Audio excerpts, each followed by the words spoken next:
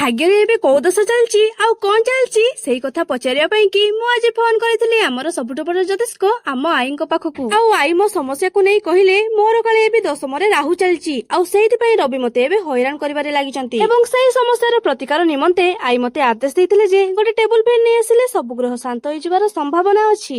ତ ଫିର ଡେରି କିସ୍ ବାତ କି ମୋ ଗ୍ରହ ଦଶାକୁ ଶାନ୍ତ କରିବାକୁ ଯାଇ ମୁଁ ନେଇ ଆସିଲି ମୋ ପାଇଁ ଗୋଟେ ଟେବୁଲ ଫ୍ୟାନ। ଏଣ୍ଡ ସତ କହୁଛି ସାଙ୍ଗମାନେ ଏ ଗରମରେ ଏତେ ସମୟର ଧୈର୍ଯ୍ୟ ଶକ୍ତି ପରେ ଆଜି ମୋ ମନ ପ୍ରାଣ ଆତ୍ମା ହୃତ୍ପିଣ୍ଡ ଫୁସଫୁସକୁ ତ୍ରାହି ତ୍ରାହି ମିଳିଲା। ଏ ମା ଗୋ କି ଶାନ୍ତି ବେ। ଏବେ କୋଉ ରାହୁ କେତୁ ଆସୁଛି ଆସୁ ମୁଁ ବି ଦେଖିବି।